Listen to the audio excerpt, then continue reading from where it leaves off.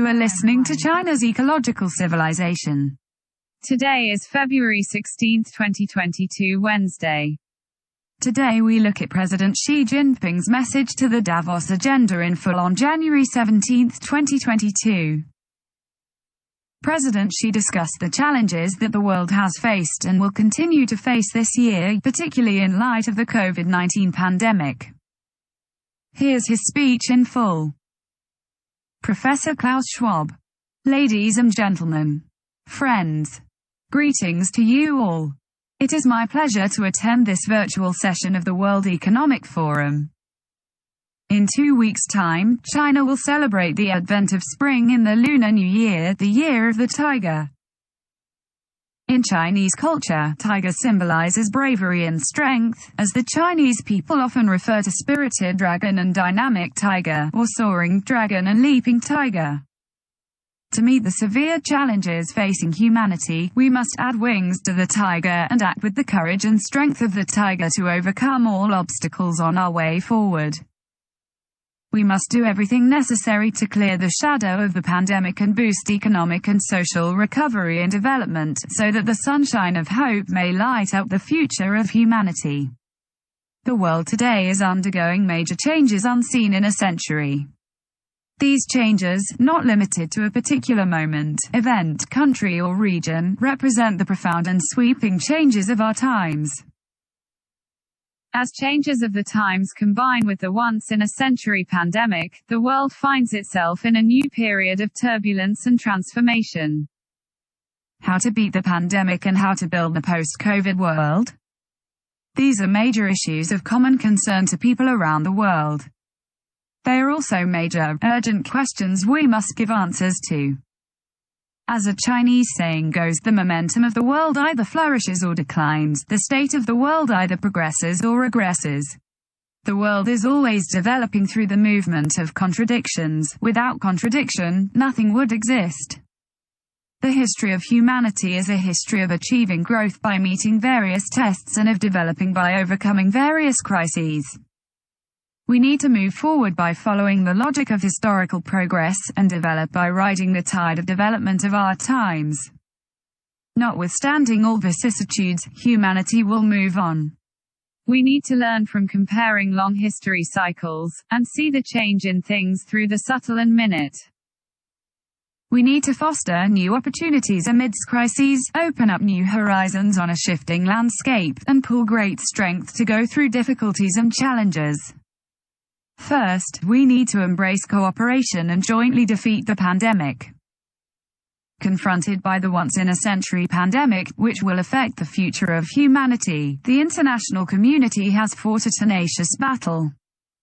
Facts have shown once again that amidst the raging torrents of a global crisis, countries are not riding separately in some 190 small boats, but are rather all in a giant ship on which our shared destiny hinges.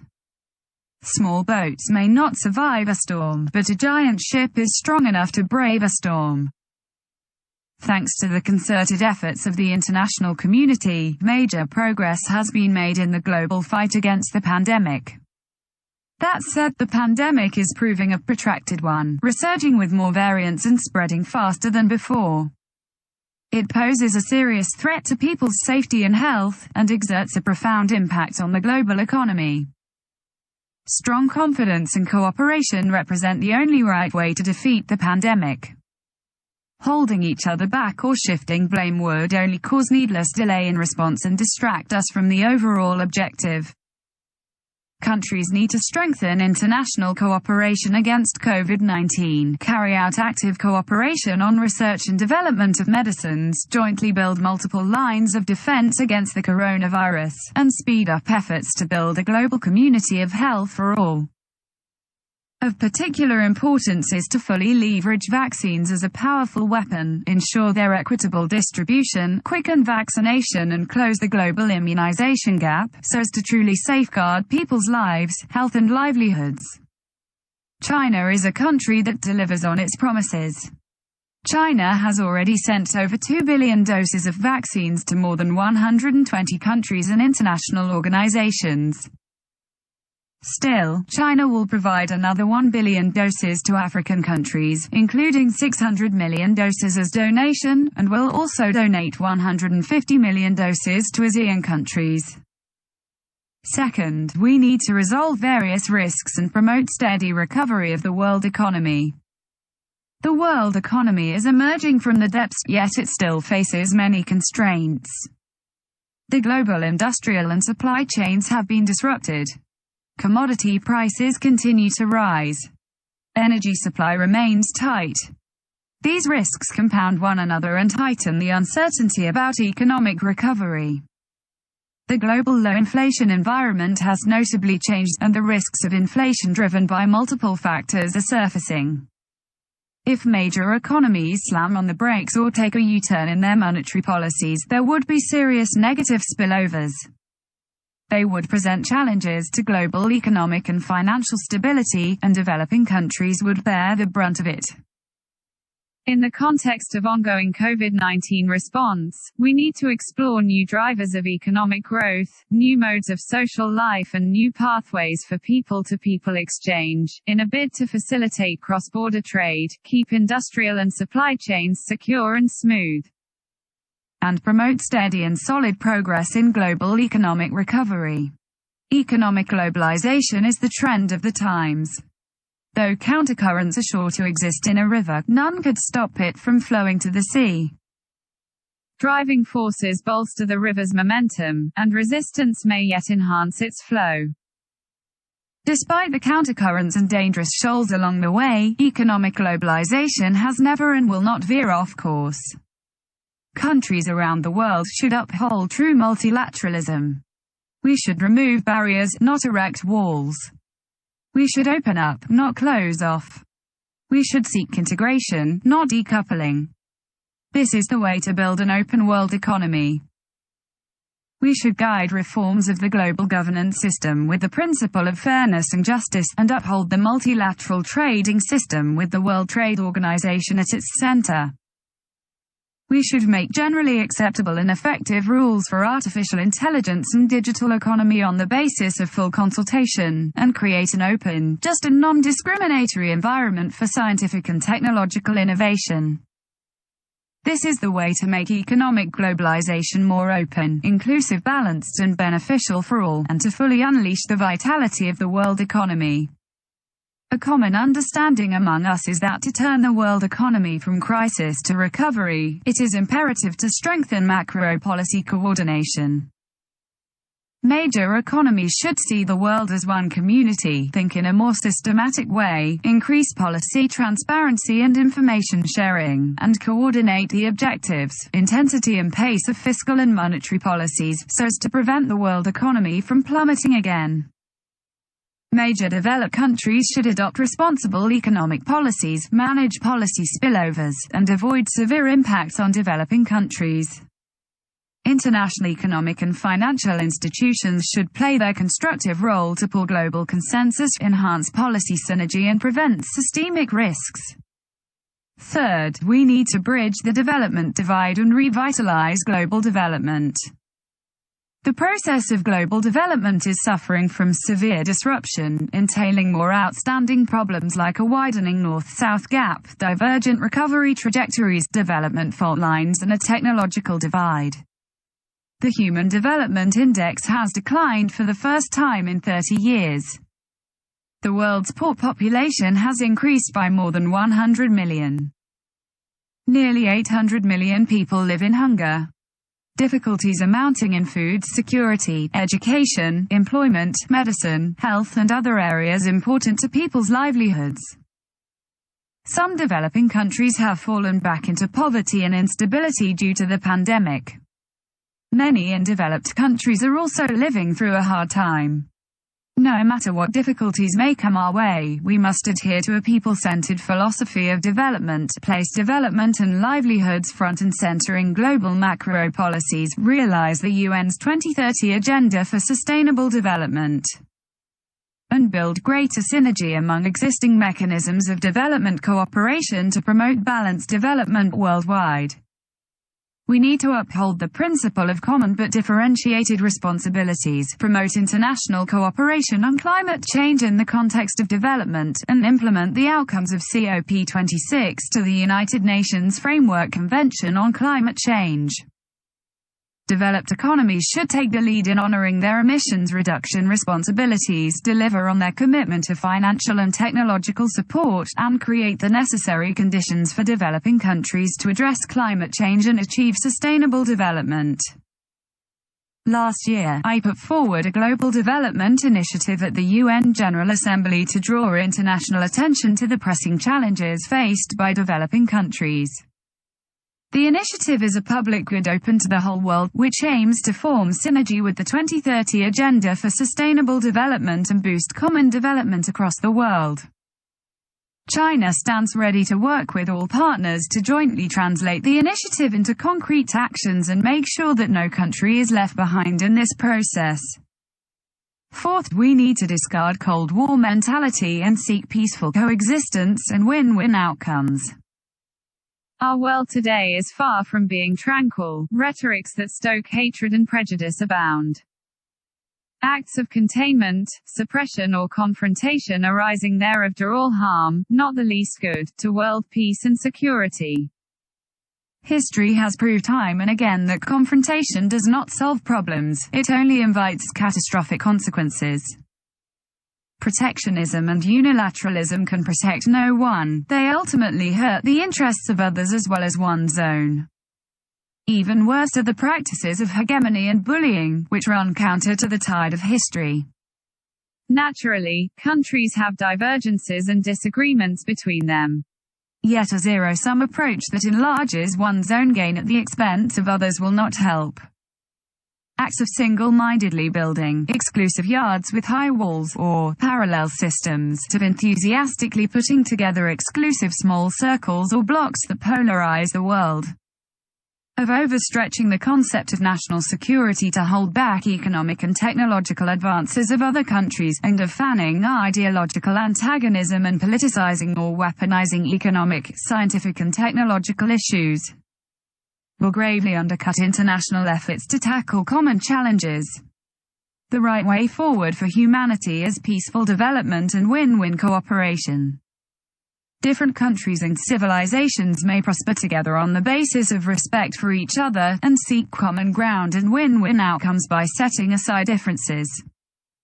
We should follow the trend of history, work for a stable international order, advocate common values of humanity, and build a community with a shared future for mankind. We should choose dialogue over confrontation, inclusiveness over exclusion, and stand against all forms of unilateralism, protectionism, hegemony or power politics.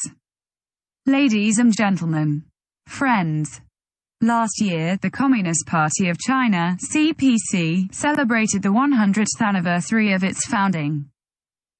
Through a century of tenacious struggle, the CPC has rallied and led the Chinese people in accomplishing remarkable achievements in the advancement of the nation and betterment of people's lives. We have realized a moderately prosperous society in all respects and won the battle against poverty, both according to plan, and found a historic solution to ending absolute poverty. Now, China is marching on a new journey of building a modern socialist country in all respects. China will stay committed to pursuing high-quality development. The Chinese economy enjoys a good momentum overall. Last year, our GDP grew by around 8%, achieving the dual target of fairly high growth and relatively low inflation. Shifts in the domestic and international economic environment have brought tremendous pressure, but the fundamentals of the Chinese economy, characterized by strong resilience, enormous potential and long-term sustainability, remain unchanged. We have every confidence in the future of China's economy. The wealth of a country is measured by the abundance of its people. Thanks to considerable economic growth, the Chinese people are living much better lives.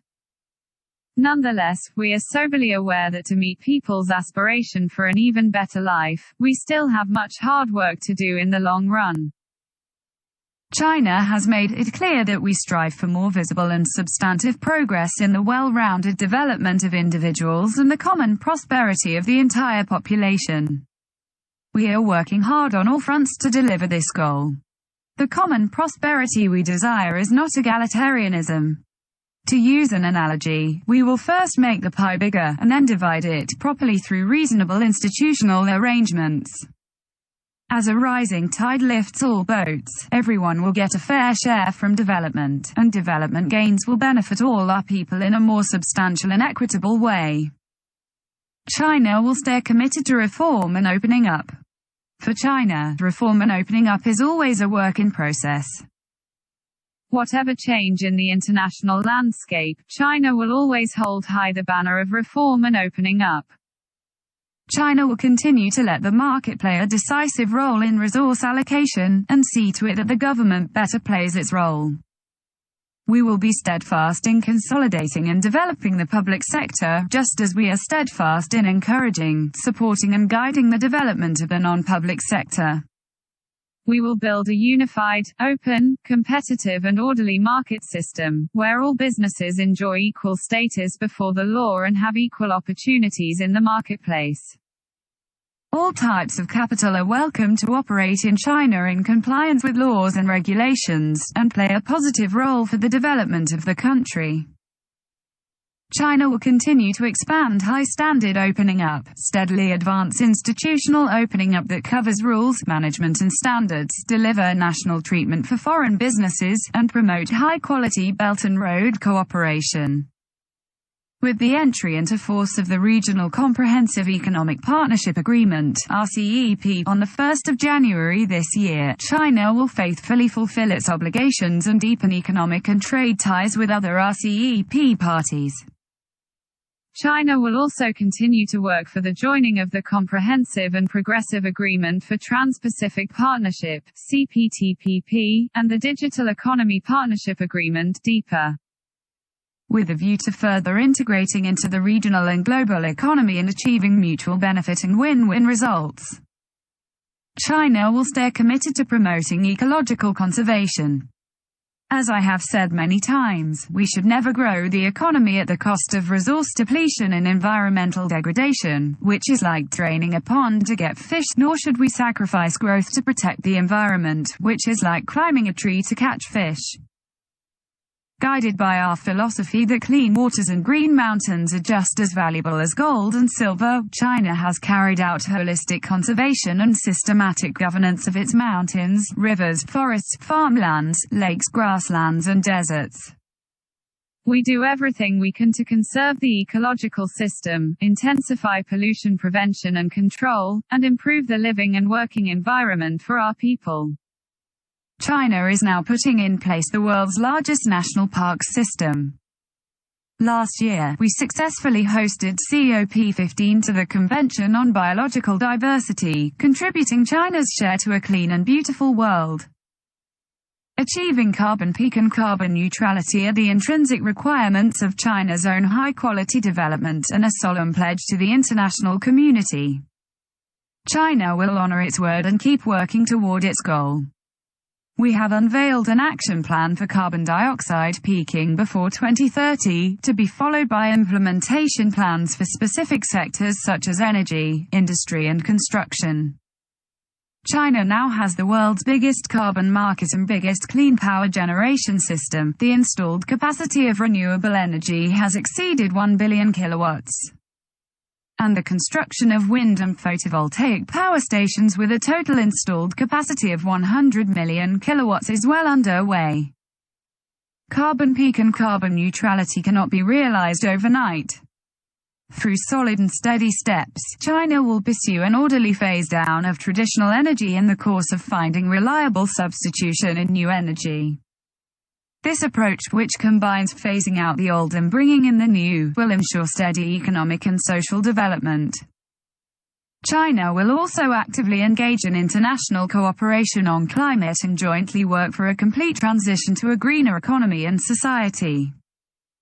Ladies and gentlemen, friends, Davos is known as a heaven for winter sports. The Beijing Olympic and Paralympic Winter Games will open soon. We are confident that China will present a streamlined, safe and splendid games to the world. The official motto for Beijing's 2022 is Together for a Shared Future. Indeed, let us join hands with full confidence, and work together for a shared future. Thank you. Thank you for listening. Please don't forget to hit the like button. Until next time, love, peace and joy.